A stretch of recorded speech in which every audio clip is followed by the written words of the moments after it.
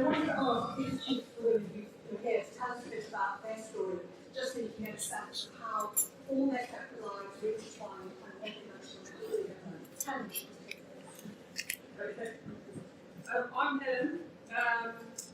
I first got involved in animal rights campaigns when I was a teenager, and then by 1987 I was involved in a range of social justice and environmental campaigns against racism, sexism, police oppression, and so on, and anti-capitalist protests.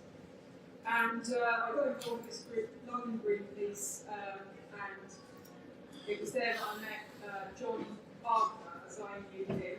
I got to know him over the course of the next 3 years. He kind of basically emotionally manipulated me into having strong feelings for him, and he used to drive me near and everybody else home from the meetings. That was one thing they all had in common. They all had vans, and they used to often drive people home so that they found out where he lived. Got to know him better over the course of these 3 years, and then we started a relationship. We ended up moving in together. We even planned to start a family, and then he seemed to be going through some sort of emotional breakdown and disappeared. I'm not going to go into too much detail, sorry. It left this great void in my life, and so I investigated actually. Well, you said that basically after the investigation. Okay, yeah. No, so I had a 2-year relationship with an undercover policeman called John Barker, whose real name was John Dines, and I'll pass it, except I will just briefly say, Belinda, who sadly can't make it tonight, she had a relationship with a guy called Bob Robinson, as we knew him, he was actually Bob Lambert. He had also infiltrated London Greenpeace before John Barker had infiltrated it, and she wasn't even involved in political activity. She was just lived in the same house as people who were politically active or animal rights campaigners, and she was dragged into it. So basically, anyone can be dragged into this. It's really appalling that the police use women in this way. Names. I'm Naomi, and I was involved in environmental and social justice campaigns in 2003 when I first met Mark Stone,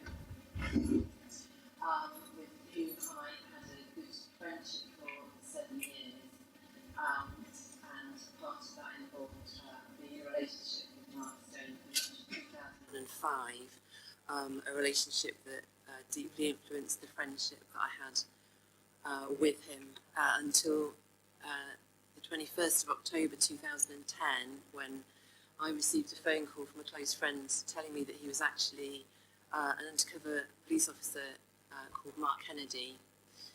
And within a year, I had become connected with and embarked on a legal case with 8 other women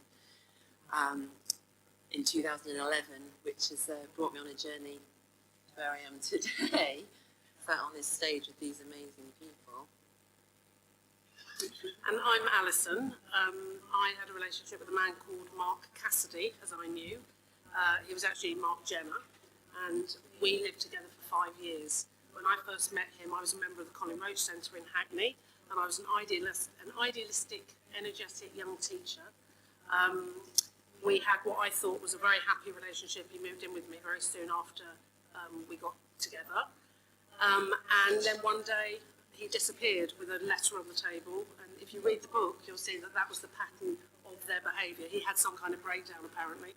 And that's when I kind of turned, as we all did, into Miss Marple, and then became a kind of, sleuth, and went a bit crazy as well. So I was deeply paranoid, and some of my family who are here this evening, and friends are witness to that episode, and it's through their support. And then when I worked it out, I'd met Helen in 2003, and we write about this in the story, but I'd kind of thought I'm not going to ever find any more answers, and I decided I had to move on with my life. I'd worked it out. He was special branch, and I was never going to find anything more until you know, and I know that I was supposed to let it lie, but I couldn't completely, and so I was still occasionally looking online to see if there was anything about Mark Cassidy or Mark Jenner. There's a story about his real name being disclosed through a mistaken credit card in the book. And then one day I read on, you know, indie media, so like a kind of, you know, independent media site that I wasn't normally looking at, that some woman had unmasked this other undercover cop who looked quite distinctive, called Mark Stone, Mark Kennedy.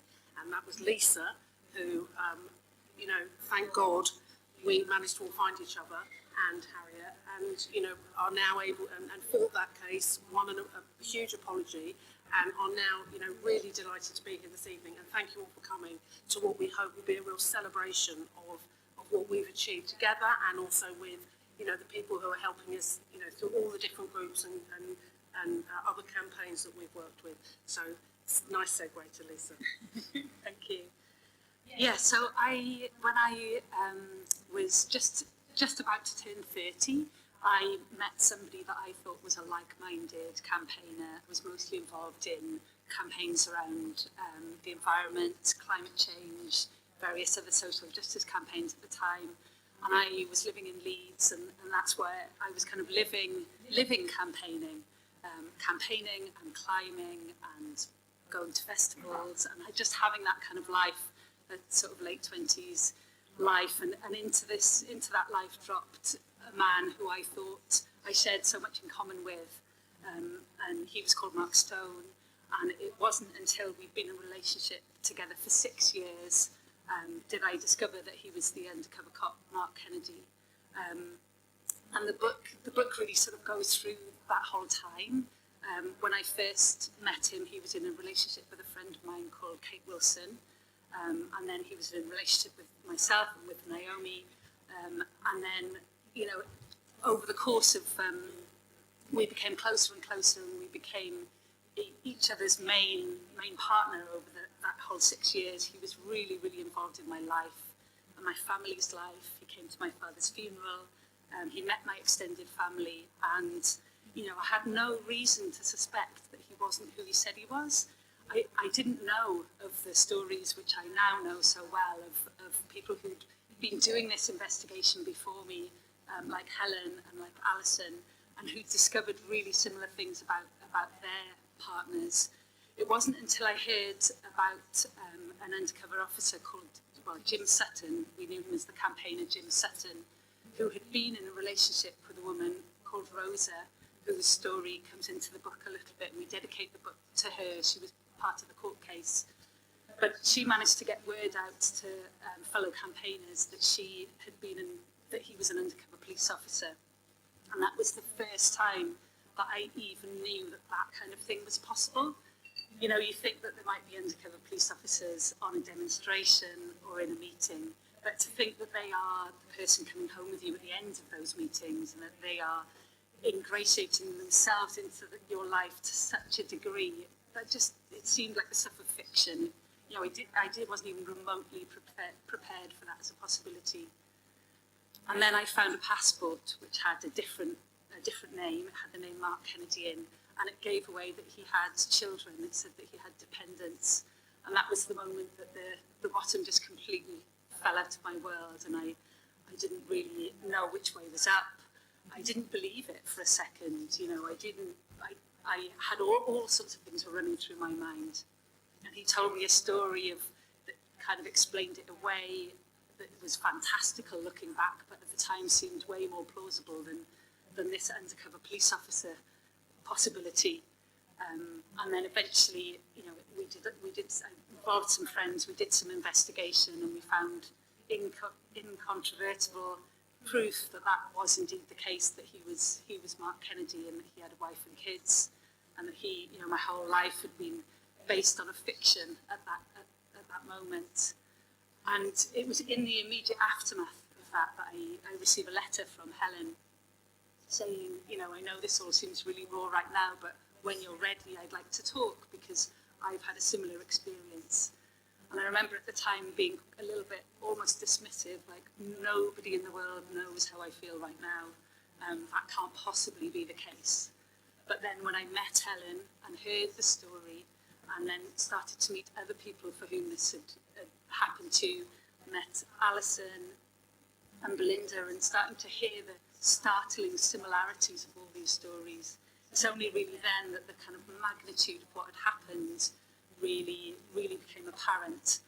And then we started speaking to solicitors, and initially I was quite sceptical that the state would take in any way seriously, or the courts would take in any way seriously, something that had obviously been such a deliberate, orchestrated policy that had happened to us. But it was, so glad the strength in numbers meant that we were able to carry that forwards, to have an amazing legal team. There were 8 of us involved in the original case. And since then, we've realised how many more people have been affected. There's lots of other women have realised there's lots of other undercover officers, and lots of other campaigns targeted, lots of other families impacted. And that's what the rest of the story's been all about, is bringing that together. Thank you so much, all of you. Well, Harriet, you were the solicitor who represented them. Can you just give us a bit of a sense of how the case came together for you? Yeah, so I remember reading about the Mark Kennedy story in the papers and thinking, blimey, this is extraordinary. And then I think Lisa and Helen approached Gareth Pearce, who I work with at Bloomberg Pearce, who Helen knew through libel issues and other things, and she asked if anyone would be interested in taking this on. So I said yes, and I met them, and then gradually more and more women came forward. Helen seemed to manage to connect all these different women, and until there were 8. And then we kind of had a cohesive group of 8 women, and we were trying to work out, well, what can we do? And I mean, I think that everyone was in varying states of absolute shock and disbelief, and I think it was an amazing process actually to work on the case over the years, because it was like really kind of working together with a consciousness raising group, because everyone was sharing their experiences, and the more they shared their experiences, the more they were able to actually, that process was about actually understanding and detecting the methods that these undercover officers used, and piecing it all together until you kind of had this real, it really did expose something that had been so well hidden. And we, looked at, well, how can we kind of come back and hold the police accountable for what has happened? And what we decided to do was a civil action for damages, not because it's, the ultimate aim was to get compensation, but because by bringing a civil action, you control the action. You're not asking the state to investigate. You're actually bringing the case and building the case and pushing it. So that was the route that we took, and it was a long and difficult road. We should say that at every stage, the authorities withheld information, denied even the identity of these officers, even though you had very clearly established who they were. Let me ask a bit about, it's something that Alison, you said when we talked in advance, that the book is divided into 4 stages. You can talk us through them, do you remember that, or shall I remind you what you said? Yeah, I had to say, for full disclosure, because we've all got a bit of kind of like, an honesty thing, but we have brilliant media training from Ebury, so we should thank Ebury as well for publishing the book, and also thank the NEU for hosting us here, so I've got an NUT background. So our very, very brilliant media trainer said to us, I've read the book, I love the book, and really the way I think you should talk about it is you give it 4 stages. It's like the 4 stages of each of your lives. He said, because you've explained in here, what you were like before the deception, your sort of younger, idealistic, energetic selves. And then there's that period, he said, where journalists will try to corner you. He said they'll try to corner you in the 2nd stage, which is the relationship. And they'll talk to you about, being manipulated and duped and conned. And then there's the 3rd stage, and it was a happy relationship, you thought, but actually, there was something sinister going on that you weren't aware of, and So you're a bit naive, really. And then there's that third stage where we become these kind of detectives and start piecing things together and working out the truth. I mean, ironically, the police now in the public inquiry, one of the reasons they don't want to give any information is something that they call the mosaic effect. And for us, yes, it's absolutely the mosaic effect. We want to see the whole picture. We want all the bits of the jigsaw to see exactly what was going on. So the final stage is us coming together and piecing the bits of the jigsaw together. I mean, Bob Lambert, who had a relationship with Belinda, that Helen mentioned, who Helen knew, was Mark Jenner's boss. It's really, he's like, he had a kid with somebody. This is the man who, not the only one, because it goes back to 1968, but certainly for those years between kind of 95 and 2000, he was the one who was directing how to behave. So it's going down the chain of command. I think it's something on Yes, the structure of the book is that has these 4 sections, but what's fascinating to me, having lived it, but then reading it in the book, is that those sections are all happening at different times. So we were all experiencing these things at different stages, and because the book is chronological, they weave through. And what still makes my blood run cold is the moments where some of the women are discovering what's been happening to them, in some cases months before other women start to embark on a relationship. And over the decades, to have that oversight of that manipulation of all of us, and that control of all of us, and that kind of intrusion, that being absolutely embedded in all those lives is just very difficult still to see, and to know that they have that oversight.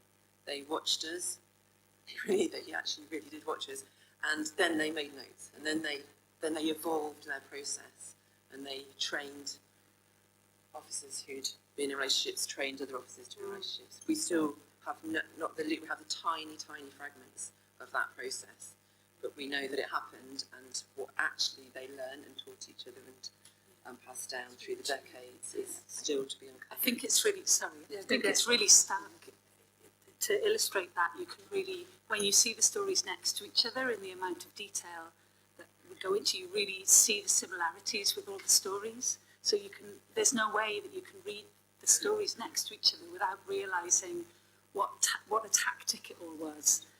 How it's all so, because they're using the same techniques and the same tactics across decades. I wanted to ask about that because Helen, you said something at the beginning about how he had a van, and reading the book, it's like every time someone said, "Oh yeah, he had a van," and my heart just sank because you realise, of course, this was exactly what you were just describing. It was the beginning of that deception for yet another woman, and it was so relentless and it was so calculated and cold.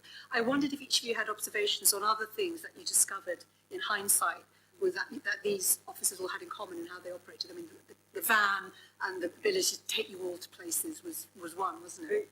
I think, they quite often put themselves in positions where they could get access to, membership lists or contacts and so on. Like they'd volunteer to be the treasurer or the secretary. But in terms of the relationships, one thing that really became apparent when we all started talking about our experiences, we all thought that we'd been, emotionally manipulated, and how had we fallen for it. And then when we all heard each other's experiences, we realised that, they'd got it down to a fine art, how to manipulate our emotions and, fake. They all kind of pretty much faked breakdowns Every single as they were leaving, and kind of really made us invest so much kind of mental energy in their well-being in a really manipulative way. I was going to say mirroring. Actually, that was something that I hadn't even heard of as a term until we all got together and started discussing just how they did this mirroring thing where they would reflect back at you exactly all the things that you most cared about in life, or you most believed in.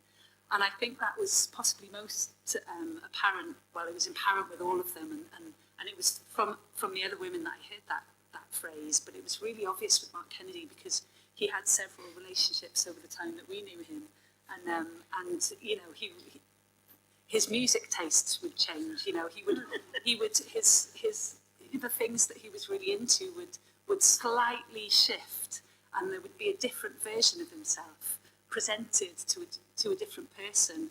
And I did get hints of that at the time, and I just put it down to the way we all kind of do that. We sort of try on different outfits or different personas in different environments, and you know, some of it I put down to a bit of kind of bravado, that he would be a bit different when we went to something public than he would be when he was with me in private. But then meeting the others, and I think Rosa maybe was the one that first brought up that term mirroring, you know, that where they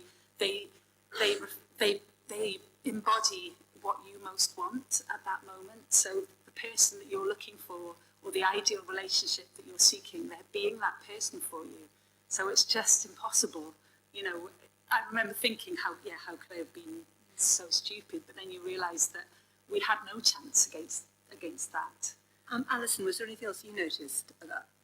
I think which I didn't notice at the time, you know, it was all with hindsight, but with talking to each other, I think they, you know, we talk about them as narcissists, these men, and people who, you know, they thought they were omnipotent. I know Rosa talks about Jim talking about like being God, and I remember with Mark, he joined a group at one point, and I didn't really understand why was he joining that, and his answer to me was, I want to see the whole picture, which is like, okay, that's what you mean. And I think again, when he left, he sent a postcard from Germany, and it said "Holidays in the Sun," and I thought that's a lyric. I don't know what it is, and it wasn't Google, it was Ask Jeeves. It was so long ago. I asked Jeeves, and Jeeves told me that it was a lyric from the Sex Pistols, and the last line, it was all about paranoia and going over the Berlin Wall, and the last line of the lyric is "Don't be waiting for me." So they were communicating amongst themselves. So I think as well, if you read the book, there's a bit which I didn't know except in the book, where Belinda, there's a bit with Bob Lambert writes in a letter to her that he feels dazed and confused. So there are they play, you know, that kind of game where like they did it in Parliament once, didn't they? Where you try and get as many kind of song lyrics into into a report. They were doing stuff like that, which was really their in joke. That was all at our expense. I don't think they ever imagined that we'd be sitting here now. Sorry, did you want to add something there, Lisa? Yeah, and I'm just going to say that you know what you said about they never imagined that this would be the case. It's the thing, you know, they were seeing us as you know, it was a game, or it was something to bolster their you know, their identities, or it was a way of getting information. We were all these things to them. And it was completely underestimated how important our role would be in their downfall in the end. Yeah, so glad you said that. So glad you said that. Because that's exactly what this event is about. It's not about what some of the papers have wanted to do, which is dwell on the salacious detail. It's about the fact that you women got together and you kind of took the fight to them, and that's just amazing. I was thinking as well, so much of what they've described suggests there was pretty much a training, if not a written manual, but I bet there was, you know, real training going on and lessons being passed down. How much of that have you been able to draw out of them in bringing the legal process out of the police? Well, the very frustrating thing about the legal process, and I think for all of the women, one of the most important things has been to understand what this was about. Why were they targeted? Was it just gratuitous? Was it deliberate? You know, and what personal information about themselves, very intimate personal information, was shared with other officers, and how far up did it go? How high was it known? And so that was always you know, a key objective of, you know, truth and justice and accountability are the kind of key things you want in a legal case of this nature. But the one thing that has largely been eluded, but there have been some breakthroughs recently, is the truth and the disclosure, and actually you know, kind of finding out what, you know, anything about it, and the police have guarded this. You know, so I mean, they have really fought. So through the legal case, They tried to get the case struck out. They tried to say they couldn't fight it because they had a policy of neither confirm nor deny. They tried everything they could not to bring the case, not to allow the case to proceed. And at the stage where we just kept going and going and going, where the court said, right, now you've got to provide the answers, they just caved in and they said, all right, well, we accept, we're liable, and we'll pay you damages. So it was really frustrating. And then there was and then Theresa May announces the undercover policing inquiry. And I was just thinking, a public inquiry into undercover policing, is this actually ever going to expose anything? And you know, this public inquiry, so-called public inquiry, has been going on since its 7th year now.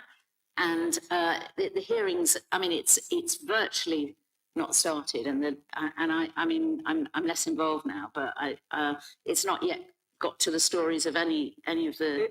It was supposed to finish by 2018. They only just started last year, and it's now anticipated it's not going to finish until 2026. By which time I'll be in my 60s. I'm really looking forward to it. But also, you think it's also to allow time for some of these officers who are still operating to. Yeah, I think it's very much. I mean, the delays are basically being caused as a result of the police demanding secrecy over just about everything. So far, the only part that's been heard is the section from when the Special Demonstration Squad was formed in 1968 to the 70s so far, and we're just about to get into a bit of the very early 80s. And they're having something like, I think it's 8 pairs of police eyes have to check over every document before it's released. So they've spent absolutely millions, like redacting all these documents from like 40 or 50 years ago.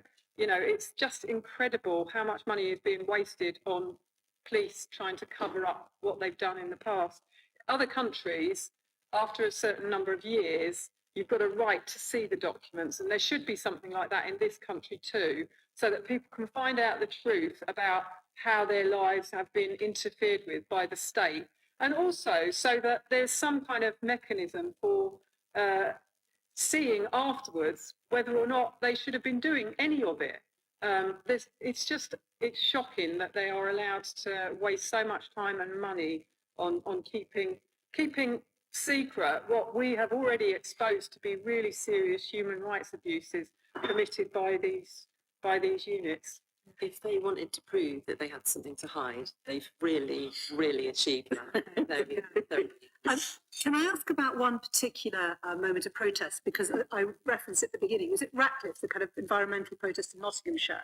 And that was that in the early 2000s? Yeah, so that was 2009. Yeah, so this was a kind of mass protest that was being organised. Tell me about why this revealed the scale of police infiltration, because it was to do with people who turned up and found themselves being arrested without actually having committed to an act. Yeah, it was only really after Mark Kennedy was exposed, after I discovered his identity, that we really realised the links with the Ratcliffe case. Just remind us what happened at Ratcliffe. But yeah, what happened was there was a protest to shut down a power station. It was a climate change protest. That's one of the main things that we were involved in at that time in the 2000s. This was a particularly distressing arrest because it was a mass arrest, but it was preemptive, which is not usually what happens.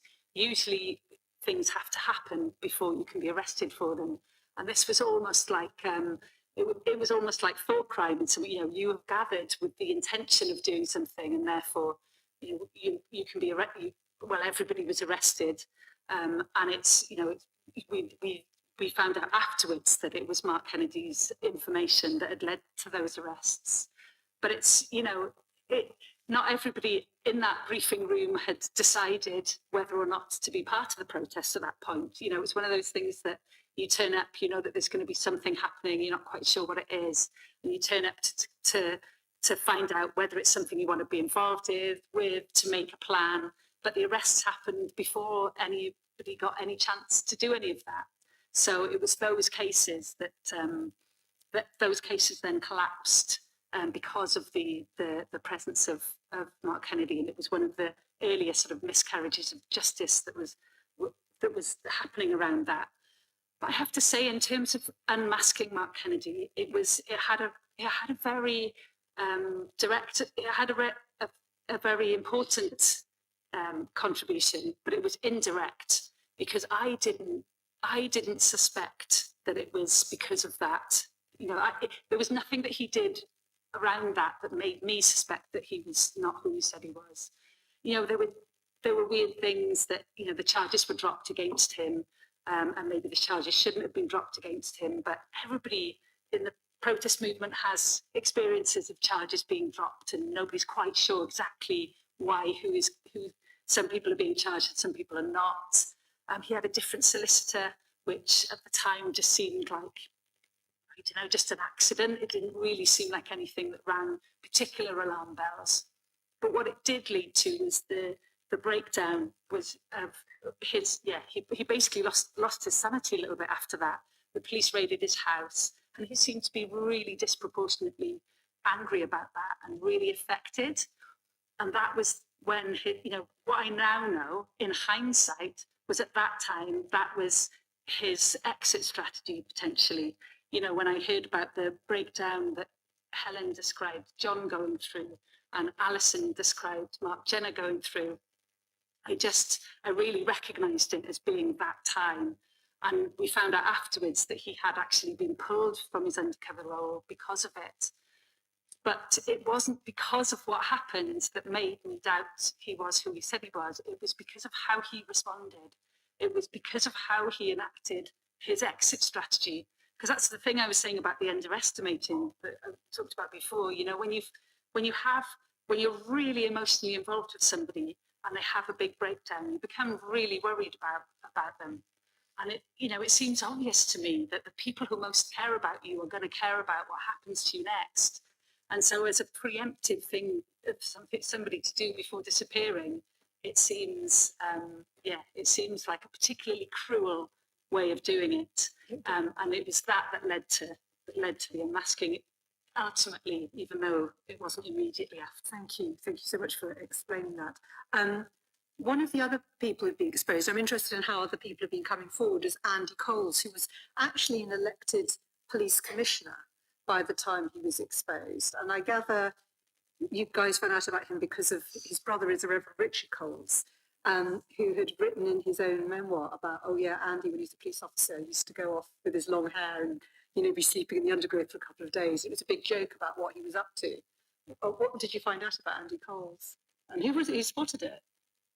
Yeah, it's not part of the stories that comes into but it's interesting. But it's really fascinating, and it's an important part of the public inquiry because I'm not sure who discovered it in the first place. I think it was the undiscovered.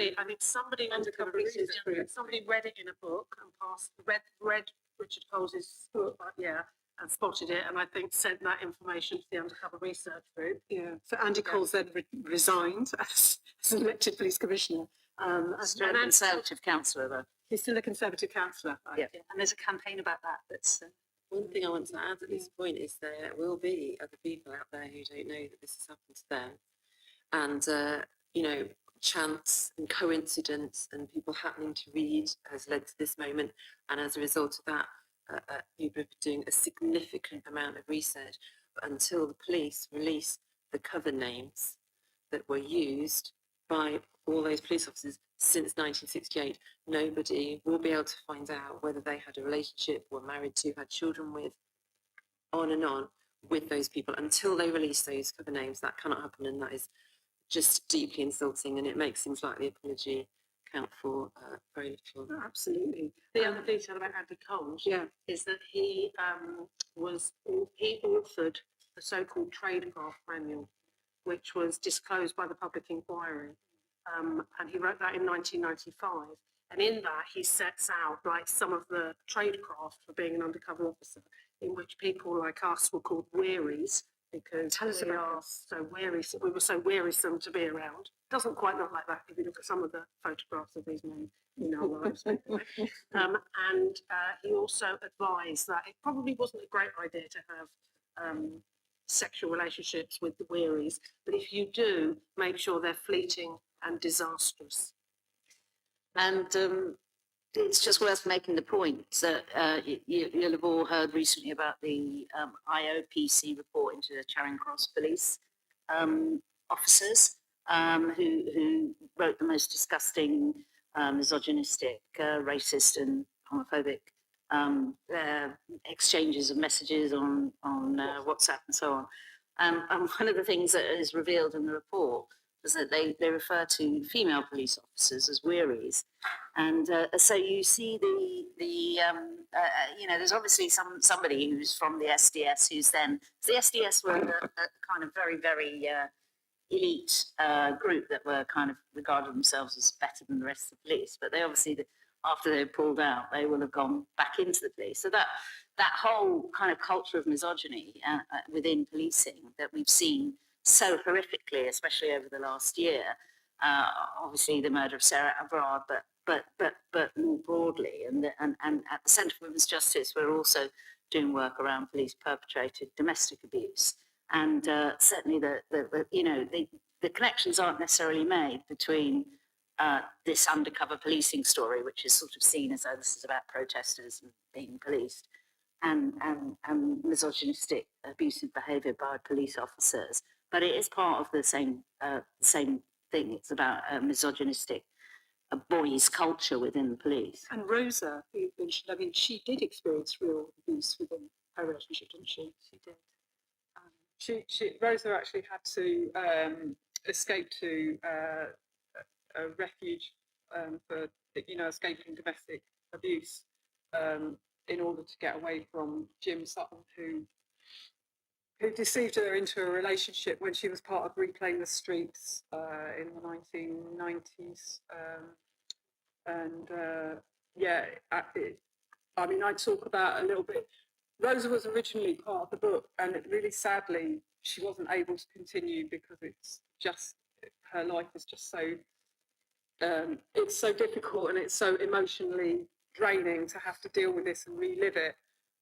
So that's why we've kind of dedicated the book to her, because we really like her story too. It's such a shocking story, and it really ought to be out there. And I tried to tell a little bit of it because it was part of how I found out the truth. It was through Rosa telling me that my former partner was definitely an undercover policeman. I wasn't sure up to that point. So there was just one other thing I wanted to say about in terms of the misogyny of the police and the numbers involved. So when Lisa first exposed Mark Kennedy, and it was in the media, the police were trying to portray it as though it was a rogue officer who'd kind of gone off and done his own thing that he shouldn't have done. And I'd already met Alison, and I knew Belinda and Rosa as well by this point. And the idea of coming together to bring a court case was to show that it wasn't just about isolated individual officers, that this was a pattern of abuse.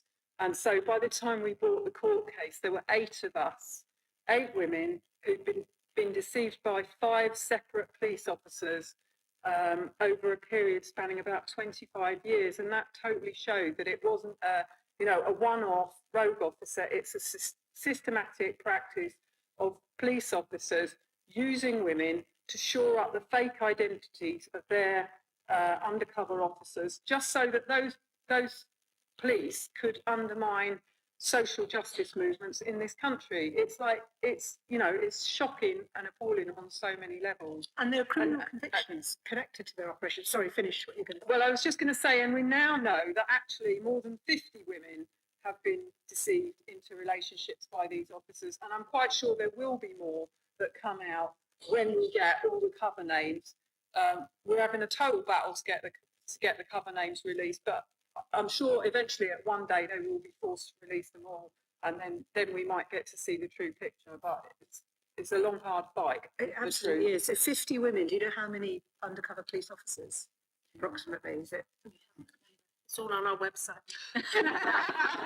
Yeah, please check the website. Please Spies Out of Lives. Also, hey? Can we take questions at the end if that's Sorry. okay? Also, check out the website of the Undercover Research Group.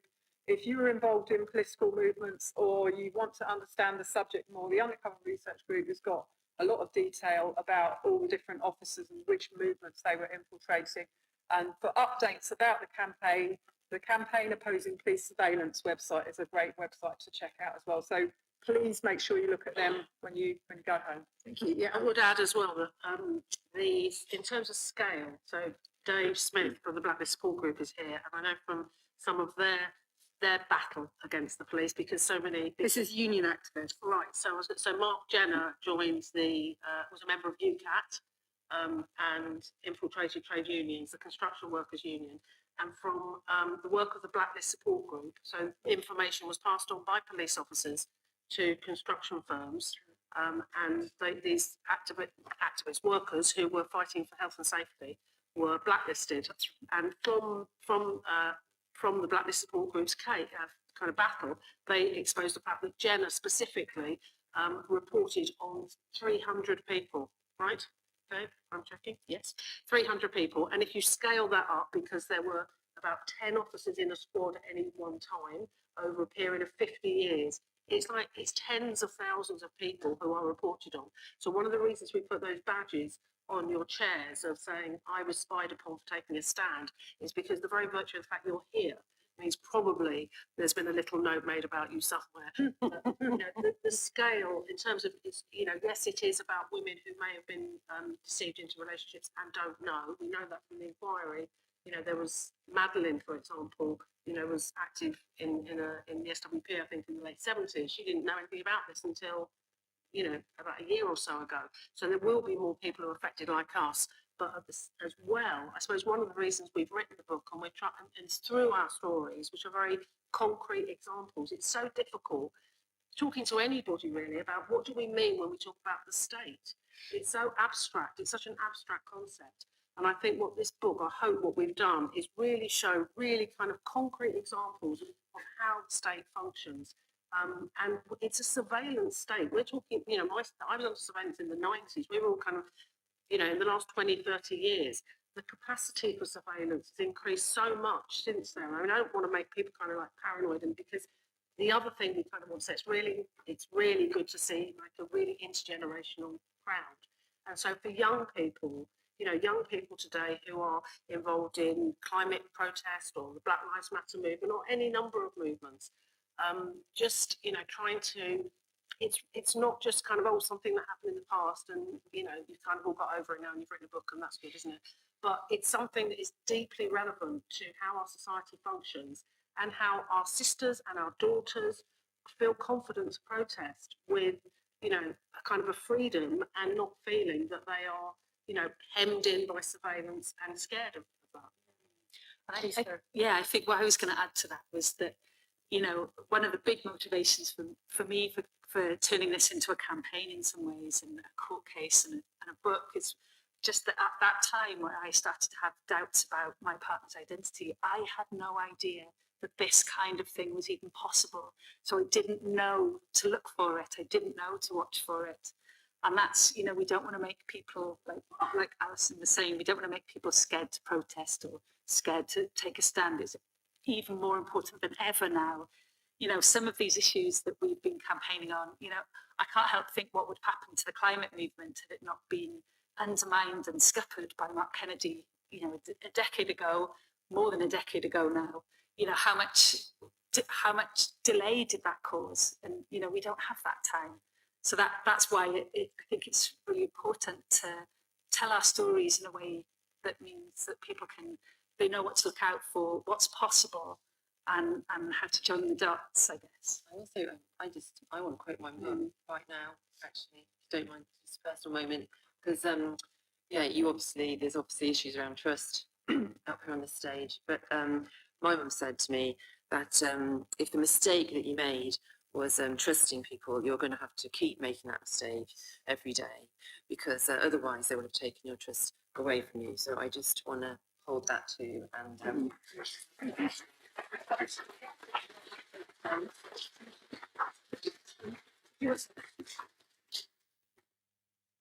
No, I want to come back to you first. Harriet, where are things now in terms of going forward? Where are the legal proceedings? And also, of course, there's all this new legislation about, policing that's working its way through Parliament. Yeah, I mean, it's a very frightening thing, I think, where we are at the moment with the police and crime bill in particular, and the efforts to sort of outlaw forms of protesting. And in fact, I discovered, so there's the Investigatory Powers Criminal Conduct Act that was sort of passed, which sort of, it kind of green lights all sorts of, authorisations for criminal conduct by undercover police.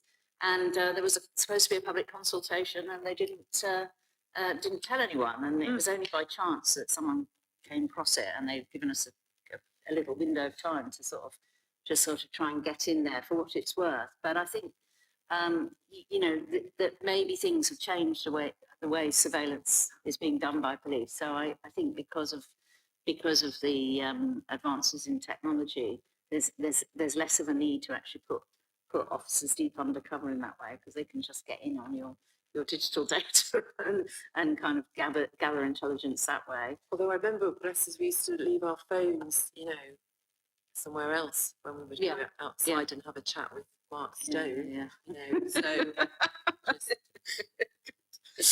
We're going to open it up to audience questions just a minute, but there's one other thing I wanted to ask, and I think it was you, Alison.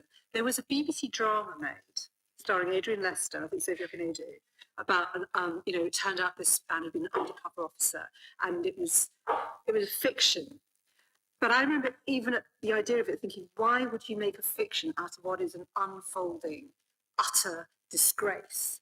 And I know you spoke up, didn't you, about your disgust at the fact that drama had been made where it was. Yeah, it was particularly irritating because we did meet, Harriet, me and Helen did meet, and do you remember, with the writer beforehand, he said, this is what I'm thinking of doing.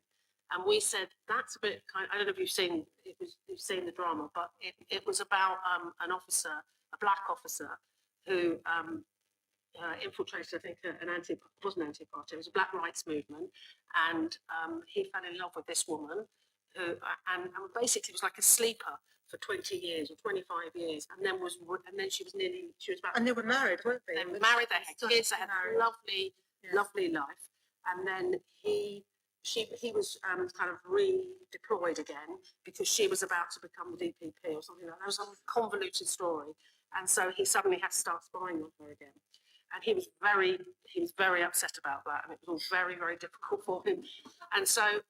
What struck me as particularly sort of annoying about it really is that our stories are so dramatic. I mean, one of the things, again about the book is like the way the book it's kind of, it's almost by accident rather than design, but it really does kind of, it's quite a gripping story. You really could, when this is made into a series or a film, it's going to be bloody amazing. It's such a gripping read.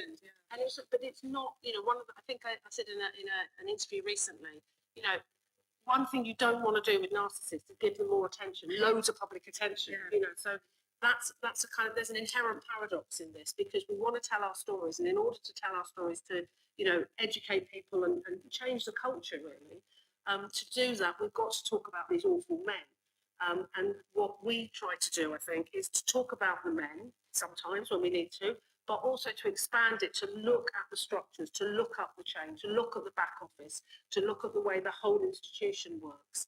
And what that drama did, and what we fear would happen if, this book got turned into some Hollywood drama, was it would be a love story of the love that could never be. And it's really not that. It's about abuse and misogyny and manipulation and all other dark, nasty things. Yeah, it always frustrates me when there is this focus on the psychology of the undercover cop, and that is definitely not what's going on.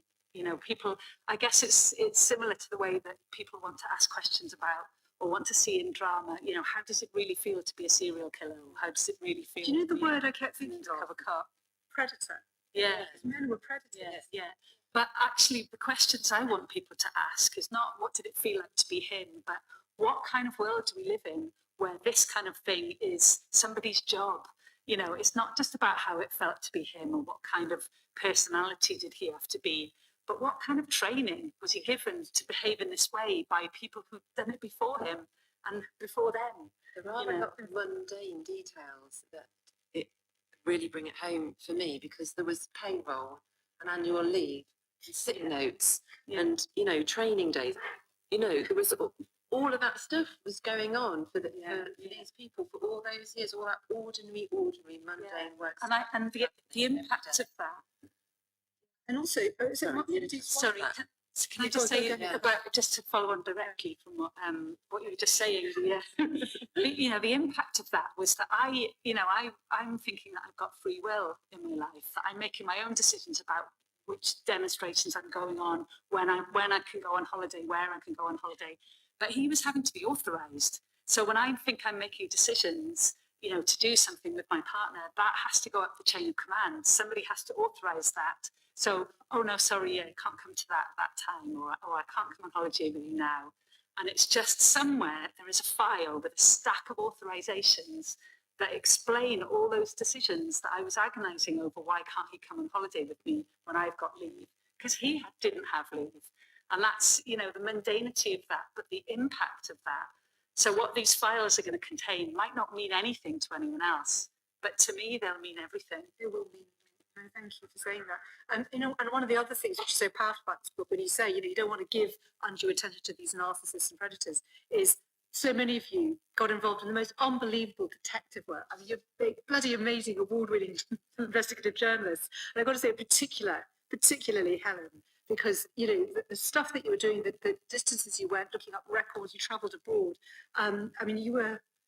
I have such admiration for you, for all of you, and how you were doing that on top of coping with the turmoil of discovering that you've been deceived. And I just really want to acknowledge that that's a really powerful part of the story, is you taking ownership of this and refusing to be defeated by it and taking the fight to them. Thank you.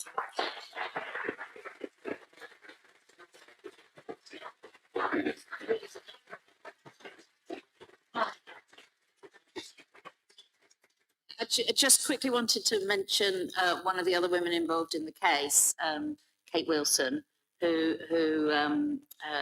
isn't around today, but she was the only person who was permitted to pursue a case through the Investigatory Powers Tribunal. Ironically, a tribunal we wanted to avoid because we thought it would all be held in secret. But amazingly, the case that did come out in the open, and it did produce disclosure, which was very much what you've been able to see, and it also resulted in a very, very powerful judgment about extensive, very, very damning judgment about human rights abuses of the most fundamental kind.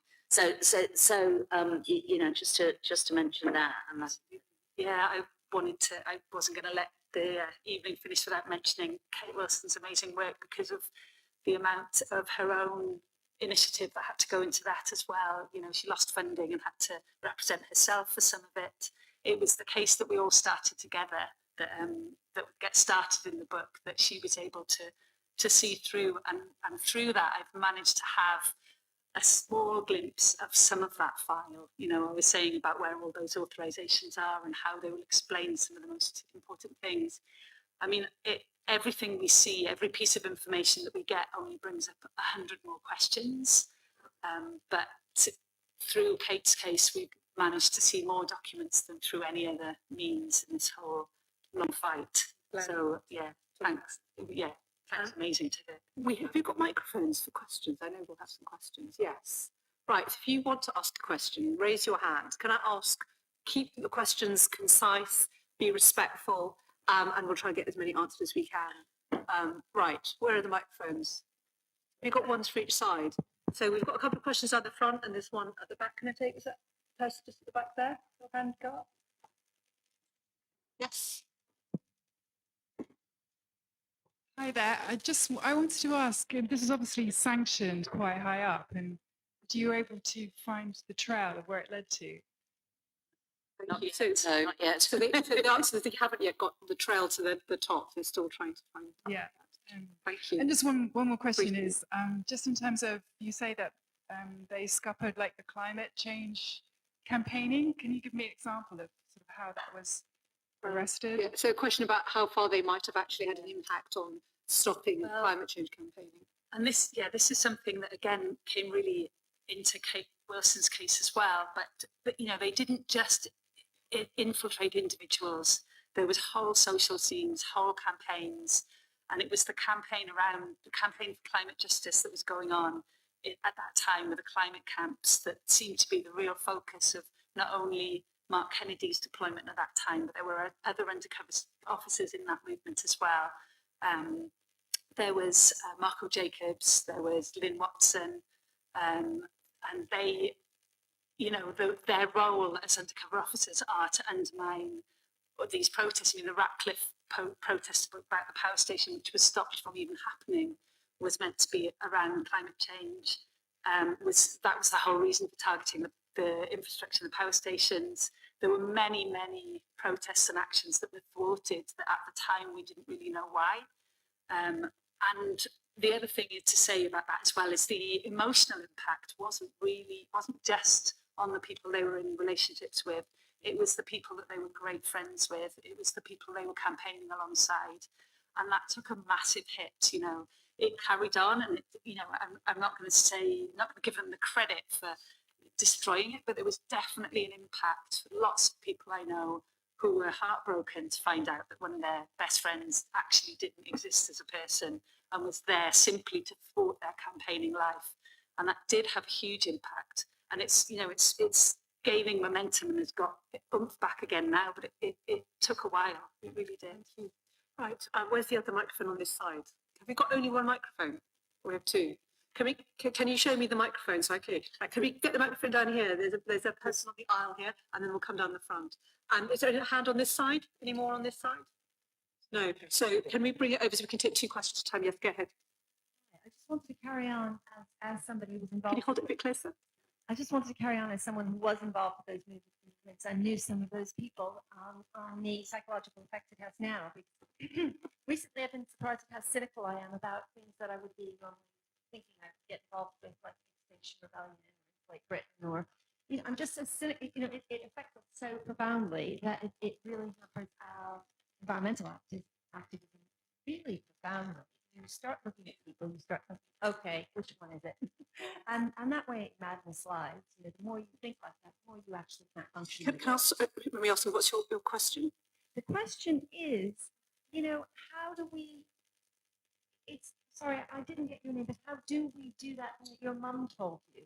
To trust every day. When our trust in these movements has been really, I'd say 80% of it is gone. Let me just, for those on the live stream who can't hear you so clearly. So the question was, as someone who's also an activist, one's trust has been so damaged and one feels so skeptical. How does one do what your mother said, which is you have to keep trusting? Thank you so much. For me, it's a daily process, and it's been an irony of my life that what happened to me damaged me and changed my life, but it's also brought me here with these people who I wouldn't have known or met, and it's opened up a world to me. And I think there will be relevant to other people here on this stage and who've been involved in all the campaigns and the fight, is that this kind of legal response and this kind of social justice response is also a personal response. It's about what I can do, because I was flawed. I was absolutely flawed and didn't know what to do. It stopped me from doing what I had been doing and questioning and fighting, and this has returned me to that. It's given me that option. I didn't have to just lie down and get run over. We have enabled each other, everyone here and all the people who aren't here but with us, to get back up and keep asking and keep questioning, and we're not going to stop. And so I do not trust the institutions. I do not, and I never will. But these people Oh yeah. And with your I think, as well. I think the other thing is to also think about what kind of world we want to live in. And if we want to live in a world where people are treated with respect, where we've got, environmental sustainability, we need to move away from the world that we're living in now, which is going down the pan. And in order to do that, we've got to trust each other.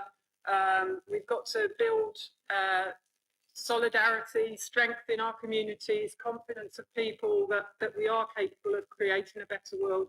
And the other side, I think it's important to remember, is that a lot of the historical movements that have now achieved successes were also infiltrated at the time, like the anti-apartheid movement, the suffragettes. They were the first people spied on by, the first cameras used, bought by Special Branch.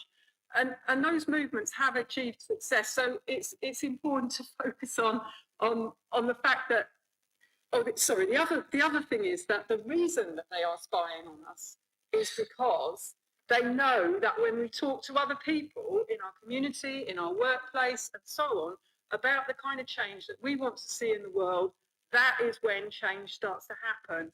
And they're trying to undermine it. But the flip side of that is that it does have an effect. If we talk to people in our community, if we hand out leaflets, I knew this through the McLibel case. We were handing out, when the McLibel case was going on and McDonald's were trying to suppress those leaflets, hundreds of people started picketing their local store, handing out more leaflets, and the movement mushroomed. So, it is by communicating with other people that we can bring about change, and that's what we've got to focus on, really. Thank you so much, Annie. So we've got 2 questions in the second row. Can I take the person on the end there, and then we'll pass it along to you? Did you want to ask a question? Yes, in a minute. So go ahead. So it sounds as if all the spy plots, or the ones you've mentioned, are male. And I read in The Guardian about 6 years ago, it was a list of all the spy plots that have been in the last 30 years, and there was one woman. And what can you tell us a bit about what you found about how many female spy plots there are in the last 20 years? So did you come across any? Is there any evidence for it? Do you think it exists? Thank you. So, question about female spy cops, and there's definitely one in the book, isn't there? Yeah, there's one, Lynn Watson, who's probably the one that was on that list, and she was part of the climate camp movement as well, deployed at a very similar time. Her activity was a bit different. She still had very intense friendships with people, and she slept with an activist, at least one that I know of, but she always had a boyfriend or a partner who was somebody that who we didn't know. She always had this cover relationship. She wasn't available to get into relationships with anyone because she had a boyfriend. So she had this kind of mechanism that meant that she didn't get drawn into long-term romantic entanglements in the same way that the men did. So the question that leaves me with is, well, why couldn't they all have had that, So it proves that it was possible to do it the way that she did it. I think in terms of other women that we've discovered, I think there is at least one more that we know of that had a long-term relationship, and in fact, I believe they're still in a relationship even after discovering the reality of who she was, which is really quite shocking or surprising. But in a way, it's not surprising. No. Yeah. I mean, it flips it on its head though, because the one woman who we know who had a long-term relationship, obviously, is still in that relationship and was honest about what happened. Whereas all the men who have these long-term relationships and just, perform their exit strategy and went back to their jobs And their wives and their children. Well, that was the thing. They all had to be married, didn't they? But the other thing that we found out, I think, was via Peter Francis, which is the whistleblower, the undercover officer who was a whistleblower. He was the one who disclosed that there was usually about 10 officers deployed at any one time from the unit, and that quite often one would be female. So out of every 10, there would be one female, but I don't know if that's been verified, if that was carried on, after his time. There've been undercover police officers exposed in other countries that we've had some connection with, particularly New Zealand. There was that. Well, of course, one of them was off their training yesterday. Yeah. Sorry, and Germany. And the other point about do we know whether there was sexist banter? We know from the public inquiry, at least one of the officers that gave evidence talked about there being sexist banter back in. One of the things actually that I found out that was quite interesting through going along to the public inquiry was that these officers would all meet in a safe house twice a week, where they would, the 10 of them would get together to kind of talk about, I don't know, whatever support they wanted or any ideas of how to deal with the situation that they were in. And one of the officers that gave evidence did talk about there being sexist and racist banter in there. So yes, I'm quite sure it was a significant part of their thinking. Thank you. Got a question over here. Yes. Hi, it leads on from that actually. These officers obviously thought they would never be caught, but now they're sitting in a public inquiry and answering questions, or beginning to. What do you think and feel when you see them questioned, and how do you think the inquiry is doing with getting to the truth and getting answers from them? Thank you. Not very well. Yeah, I mean, I think, it's the snail's pace of the whole thing is becoming quite soul-destroying with the public inquiry. I think it's really important that we keep our attention on it, though. I mean, I think that's the strategy. The strategy is to just make it as boring, as inaccessible and as bureaucratic as possible, make it take as long as possible so that everybody loses interest. I think one of the problems with the inquiry process is that it's only the counsel to the inquiry that can ask questions. And so, and you can only kind of influence those questions by your lawyers asking the counsel to the inquiry to put certain questions. So you don't have a lot of control really to push it. And it's also chaired by somebody who is very stuck in old-fashioned no sense of inquiry. Yeah, no sense of inquiry, and very pro-police default position. So I think it is deeply frustrating. It could be a better inquiry in any event, but I think also it's worth saying that I don't think any of the officers that you've been in relationships with have yet given evidence. So, and that's part of the problem, that we're still dealing with the officers that were around in the late 60s and early 70s. I mean, you get drip information. So, if you're a spy cops nerd, like some of us are, and you watch it very, very closely, there are bits that come out that are totally fascinating. But at the same time, its remit is only England and Wales, despite pushing for it to include Scotland and Northern Ireland. The remit of the public inquiry is only England and Wales. Well, all of these men were in Scotland. We were, and Germany, then, there's a bit, right, exactly. They're all over. And so the inquiry's not even looking into that. We've just seen there's just loads of stuff that is redacted. There's redaction after redaction. The officers have got code names. They've got I think Mark is HN16 or something. So everything about it, when I was saying before about what the state looks like, what are the concrete examples? If you look at it's really like Yes Minister, we'll have a public inquiry and then everybody will kind of forget about it. It's also broken down into these sections, which are actually divided by almost years of time. So one of the points that we've been trying to make about the continuity over the decades and the connections between the officers and passing it on, there's no sense of that to the public. It's these isolated moments, and it's absolutely a process of isolating people, separating them off from each other. From where I'm sat, nothing has been opened up. Everything has been shut down. It doesn't live up to the name of any kind of inquiry. And like I said earlier, it seems to me the more it goes on, the more I'm convinced that they have a huge amount to hide, and they're just using every tactic. It's just more tactics to prevent anybody finding out. That's what there's been walkouts. Just walked Also, out. because it's so drawn out, and because it's like literally the last set of hearings for 2021, they've left it a year. So the next set of hearings start on May the 9th this year. because it's so drawn out, it means that it's a really big challenge for campaigners Yeah, from the to find hooks to get public attention, because you know you get the public, and then people are, oh well, I've heard that, hasn't that all finished? Doesn't your case finish? Like, you know, people quite close to me say things like that. Hasn't your case finished? You've done that. Yeah. Well, everyone watching this knows that's not May the the 9th, case, and and that. Yeah, May the 9th is going to be interesting as well, because it's the first time that they're going to be asking questions of the managers. And that's something that I'm really, really keen to know about. You know, I don't just want to know the answers to, well, in fact, I think the answers to why Mark Kennedy did what he did will be, why did his managers ask him to do that? You know, what was his, I want to know about the direction and the orders given in the back room. And there might be some insight into that from May the 9th. Thank you. Which is interesting. Is there a question that's coming on the live stream that someone is going to read out? Yeah. Very modern, isn't it? I know.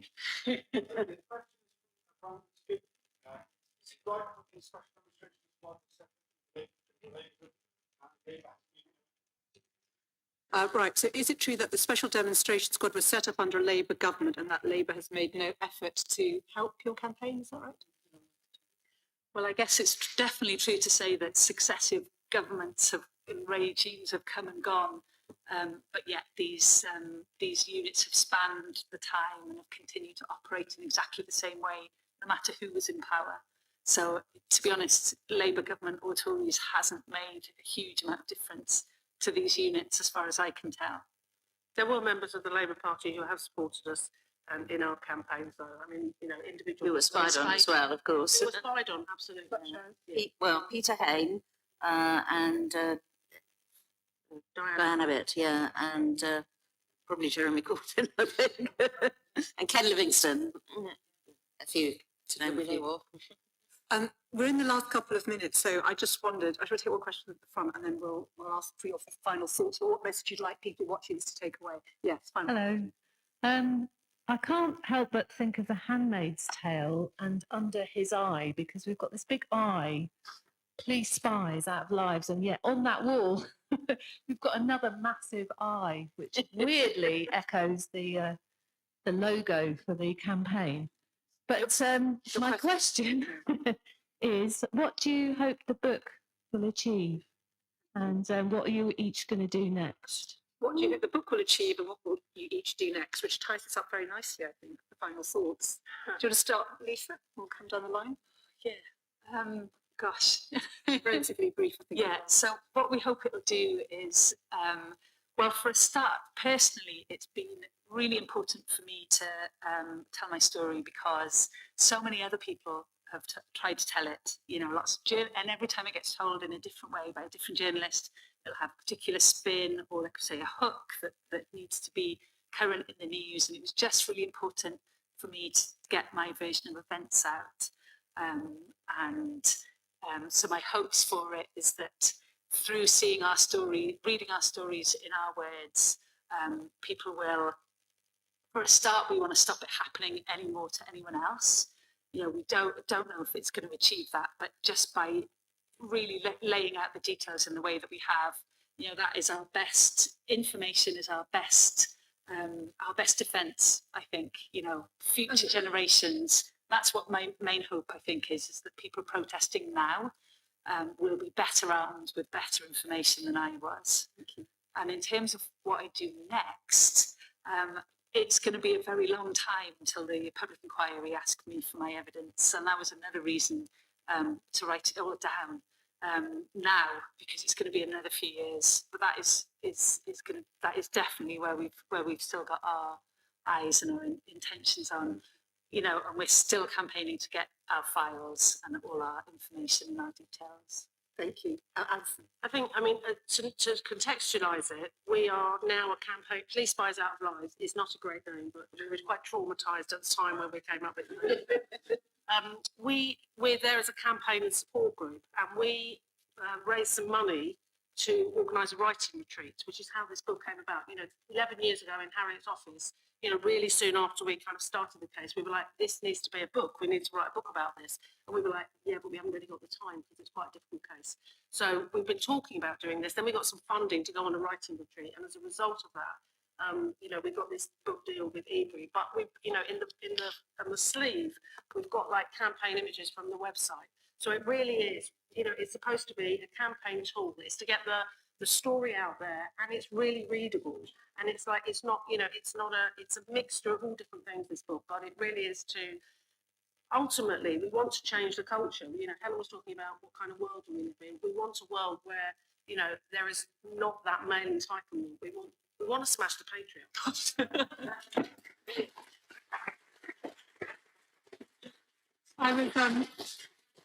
I was waiting for the moment when someone would say smash the patriarchy, so maybe.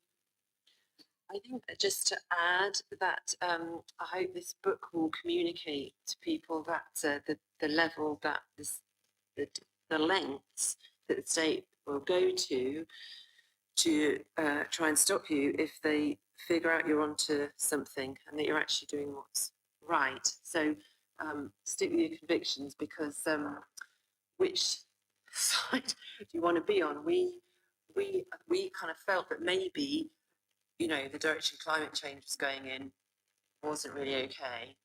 And we maybe thought that fighting a war over oil resources wasn't a good plan.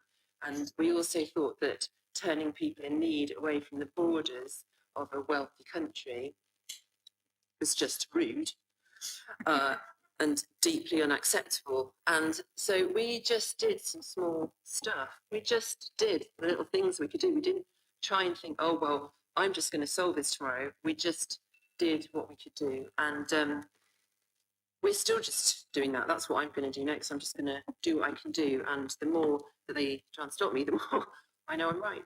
So Thank you.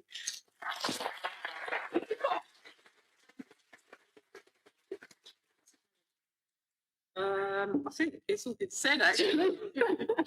Anyway, the purpose of bringing the case and the purpose of the book really was to expose that, as has been said, to expose the lengths that the state was prepared to go to undermine, you know, movements for change, and primarily to prevent these kind of abuses, to try and stop these kind of abuses from happening again, because we don't want other women to go through what we've been through, and we don't want future protest movements and, you know, movements for progress to be undermined again in the way that has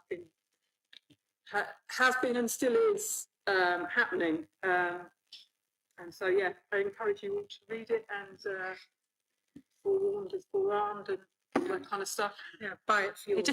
Can I just add one thing to what I was saying? It's just that also part of the reason for writing the book is to get these stories out to a much wider audience, because lots of people have been following these stories now for a decade. But this story, because of, it's incredible how almost like a plot arc we have in the book, because we didn't design it like that. It's chronological. It's just how it happened as it happened, but it makes for quite a gripping read. And hopefully that's going to get the story much wider and into people's living rooms in a way that we haven't managed to do yet. Well said, Lisa. That's absolutely true. Reading it was gripping. Harriet.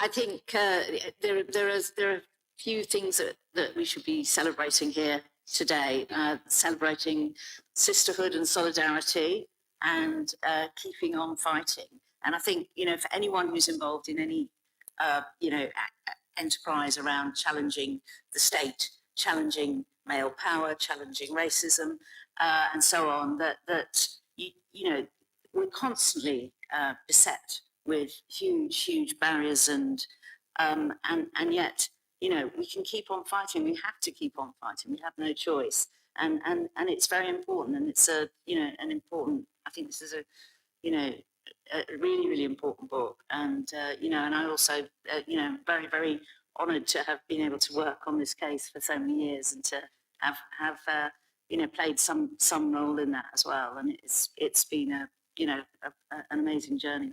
It absolutely has. I have to say, as a journalist, I'm very conscious that, as many of you said, in theory, people think, oh, well, it's been reported and, you know, it's been covered.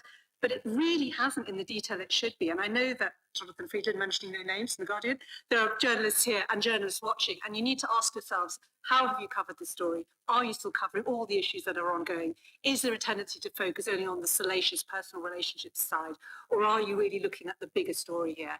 And I would urge all journalists to think about how they're covering the story and whether they could be covering it more. And it's been an honour to share a platform with you and hear your stories, to read your book. Go and buy the book, go and buy it for your friends and your family, and good luck onwards.